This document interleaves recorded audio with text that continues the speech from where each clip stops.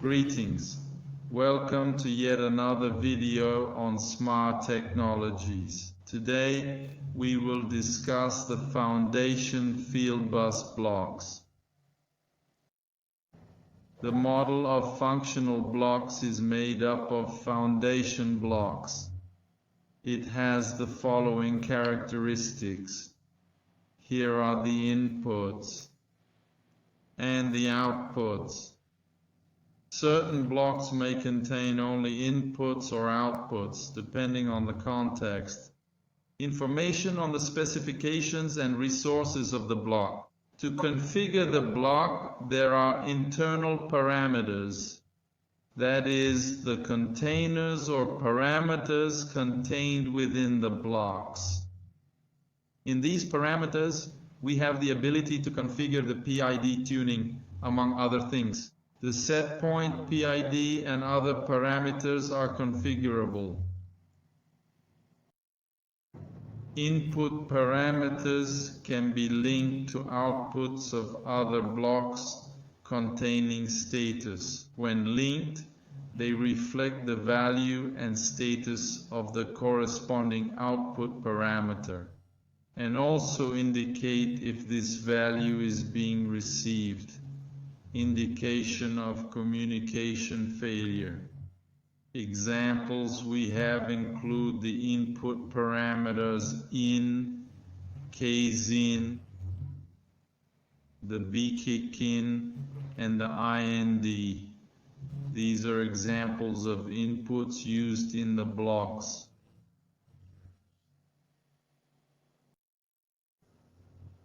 Output parameters of the blocks. These can be linked to inputs of other blocks containing status, indicating the quality of the value and the mode of the block. As an example, we have the output, the BKCOUT, the OUTALARM, and the OUTD, which serve as examples of outputs from the blocks. The Foundation Feedback Standard defines 4 blocks with 4 functions each. Therefore, we have the standard blocks, which we refer to as standard blocks, foundation feedbacks. In these standard blocks, we have input parameters, output parameters, and the containers available. The internals define the blocks. The advanced blocks, which are considered to be more specialized blocks, with additional features incorporated by the manufacturer itself. The custom blocks, which are specific blocks that are completely defined by the manufacturer. And the blocks that are flexible, which are algorithms that are specific, defined there by the user. The user is able to set up the block based on their requirements. Here's an example. Applying a control approach is crucial in strategy, where the process is. Here we have an analog input block measuring the flow rate, another analog input block for temperature, and here are 2 controllers, one for flow control and one for...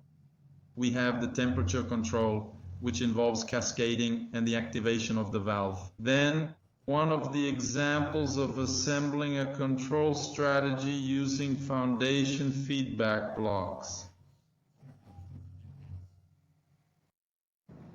Here's another case, controlling boilers, a control for combustion limits. Transducer blocks are sensor and actuator function blocks. They transform incoming signals. They interface with the hardware present in the equipment. It holds information like calibration date and sensor type. Calibration can be done at the location where we can obtain this information. We can do the selection of the sensor we will use, for example, in a temperature transmitter. We can choose PT-SEN, thermocouple, the type of connection. Some more instances include 4 different types of transducers. Diagnostic and display transducers, where we configure the display, hardware configuration, and also the blocks for Modbus configuration. So, when it comes to transducers, we actually have different types that we can consider. The diagnostic transducer, it provides online measurement of the block execution time, verifies the connections between blocks and other resources. The display transducer, which is supported by devices with an LCD display, this block can be used for monitoring and acting on the block's local parameters. The config block for hardware has 26 characters, configures the type of module by slot, meaning it sets up the equipment's hardware. MBCF Modbus configuration. This block is utilized to configure resources for Modbus gateway while preserving the original meaning. When we want to set up a system and enable Modbus communication, we have to configure it accordingly.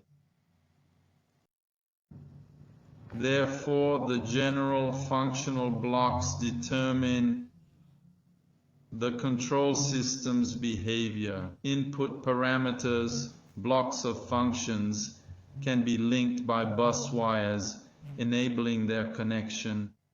Every function block is programmed for precise execution. There can be many functions in a single application. For example, an AI block may also be referred to as analog input or analog input-output. A basic PID control block, discrete input, or even an arithmetic block.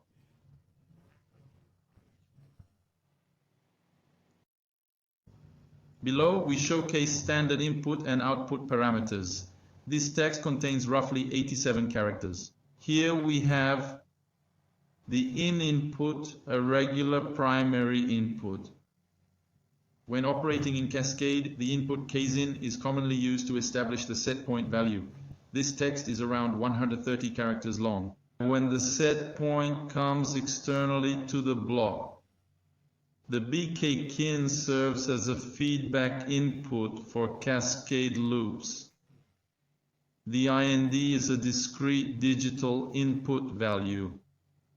Typical output parameters include out, which is an output, primary, conventional.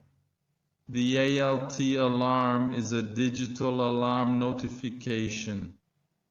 The BKCout is a feedback output used in cascade loops in various applications. ALTD is a primary discrete output.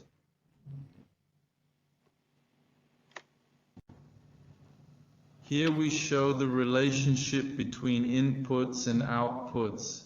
That is, there's a configuration in the basic PID. The AI block, the ALT of AI, is linked to the in of the PID. In the PD block, we have the ALT output, which is connected to the kZin of the AO. The AO only has the kZin input that sets the valve's output set point. And in this configuration, it's necessary to have the BKK out and a feed to the PID from the BKIN. So here we have the relationship between inputs and outputs in a basic PID configuration. PID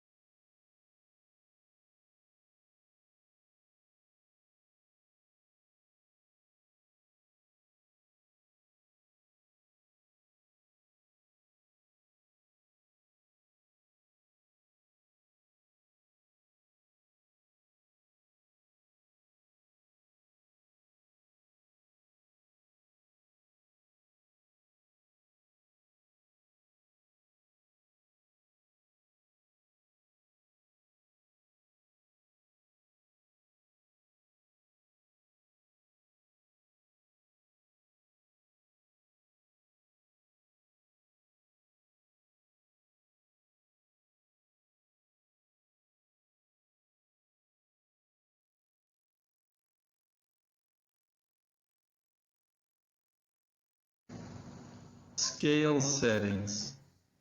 For scale configuration, we have a parameter referred to as XD scale.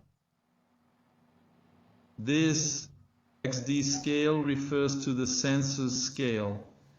XD here refers to the information coming from the transducer, the sensor.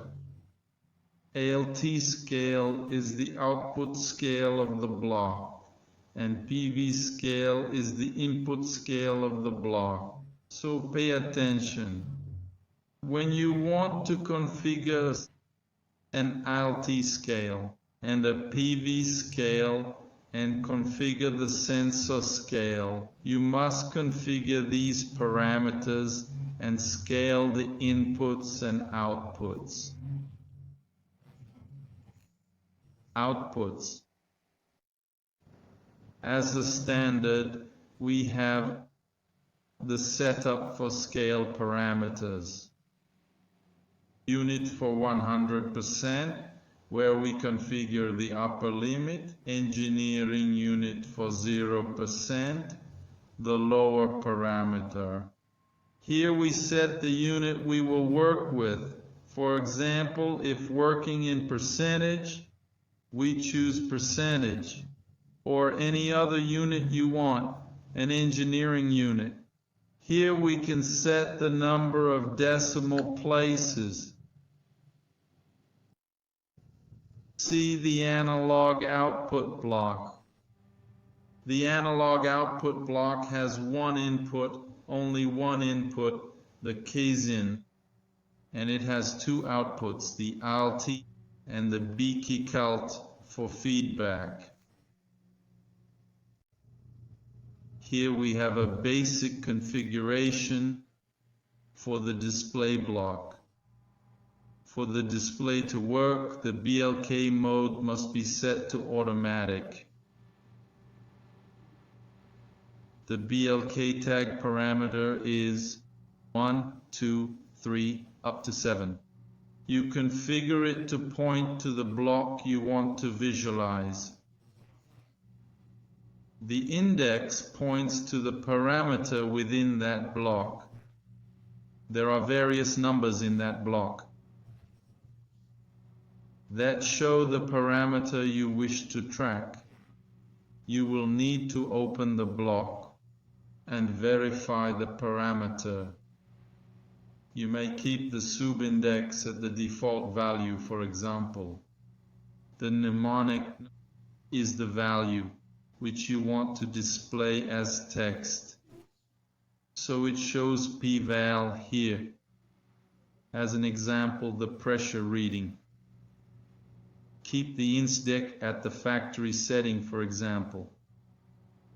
For the number of decimal points, we set it to 2 here. To gain access, we configure access to be shown on the display. Alphanumeric. Display the mnemonic with approximately 87 characters. The character count should not differ from 87 by more than 10%. Preserve the text meaning, avoiding significant information changes, which is PVL. The abbreviated refresh command will instantly refresh the display.